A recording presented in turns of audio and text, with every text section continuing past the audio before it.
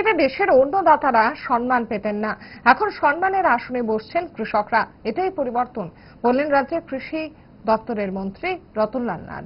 আজ উদয়পুরের মাতাবাড়ি ব্লকের ফোটা মাটিতে গ্রামীণ বাজার শেডের উদ্বোধনে গিয়েছিলেন মন্ত্রী রতনলাল নাথ। রাজ্য কৃষি ও কৃষক কল্যাণ দপ্তরের উদ্যোগে নবনির্মিত গ্রামীণ বাজার শেডের উদ্বোধনী মঞ্চে উপস্থিত ছিলেন বিধায়ক রামপদ জমাতিয়া, রাজ্য কৃষি কল্যাণ দপ্তরের উচ্চ আধিকারিক সহ অন্যান্য অভ্যাগতরা।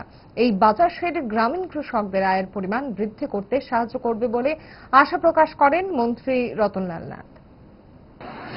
এই জন্যই সবচেয়ে বেশি গুরুত্ব দিচ্ছে কৃষক।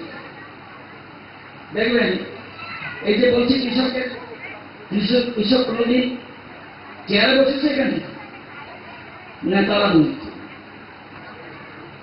নেতা বইব, অফিসার বইব, মন্ত্রী বইব, এমএলএ বইব, অথচ যে লোক খাদ্য যোগায়, ভাত উৎপাদন করে দেয়, আলু বানায়, আদা তৈরি করে, মাছ তৈরি করে, তারা কিন্তু আসলে বলতে হয়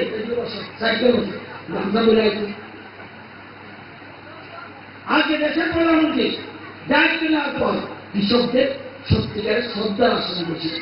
এই জন্য উনি বলছেন তারা অন্নদাতা,